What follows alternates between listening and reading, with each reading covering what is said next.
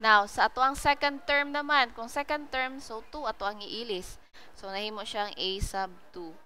So, kung 2 na ang nailis sa n, 2 po dato ang iilis sa n diriya sa pikas. So, nahimo siyang 3 times 2.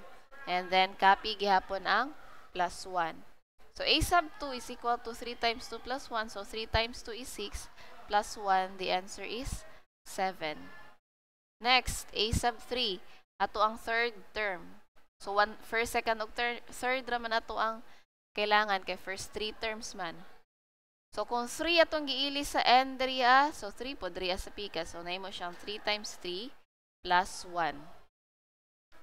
So, 3 times 3 is 9 plus 1. The answer is 10.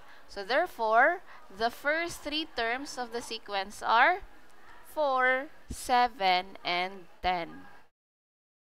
Tingnan na lang siya pag-solve. Substitute lang ta.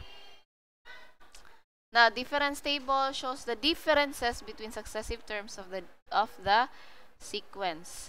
So, the difference in rows may be the first, second, and third differences. So, ipasabot ana, pwede class ba nga ang same sila og differences pag magkuha lang ta sa first difference lang sa pwede pod makakuha tag same nga difference kung ikaduha na to sila og minus pwede pod sa third. So ma-find out ninyo na diriya.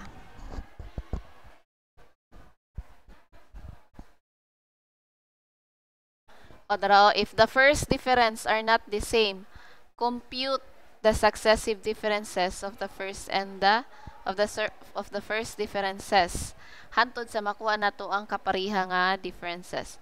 For example, kani 3, 7, 11, and 19 nganong 23 man na dira. So kalimti sana ninyo ha. Diri lang sa ta sa 19 taman. So 3, 7, 11, 15, 19. Now, again sa difference table ato lang siyang i-minus. 7 minus 3, ang answer kay 4. 11 minus 7, 15 minus 11, and so on. And since pariha naman sila tanan og difference, so dungagan, unsa ilang difference, di ba 4? So dungagan lang nato siya og 4 diriya sa iyahang tapad. And then again, pareha sa itong gibuhat kaganina, ang kaning difference, gi-plus nato sa last term kaganina. So 4 plus 19, the answer is 23. Bantog ato ang next term is 23. Now, let us proceed sa second example, kaning 2, 4, 9, 17, 28.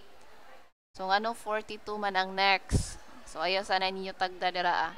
So, kwaon sa nato ang ilahang differences.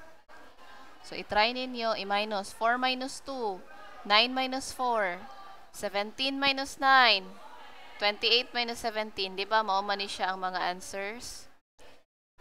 Pero, tanawon ninyo, di ba dili pa pariha ilang differences. So, mag-usab na po ta og minus. So, 5 minus 2, 8 minus 5, 11 minus 8.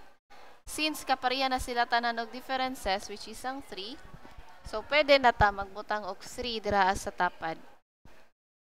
So, since 3 atong common difference, ang kaning 3 i-plus na po nato sa taas, which is ang 11. So, the answer is 14.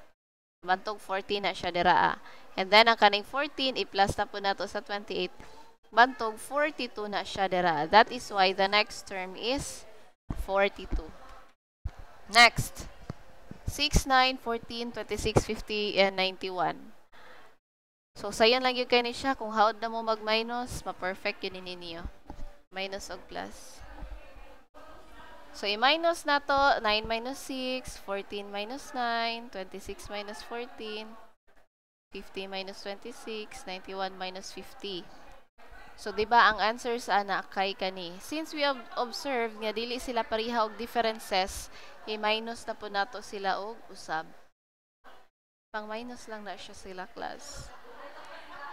And since pag minus gihapon, dili pariha, i-minus na po nato usab. Minus, minus, ug minus. And since pariha na sila tanan og differences, which is ang 5, butangan na natog 5 diriya sa kilid para ma-predict na to ang next nga term. So, since 5, i-plus sa 17, the answer is 22. Ang 22, i-plus na po siya diriya sa pinakakilid nga 41, the answer is 63. And ang 63, i-plus sa 91, the answer is 154. That is why ang sunod sa 91 is 154. So that is all for this video. So I hope na mo na learn and God bless sa inyong exam. Thank you.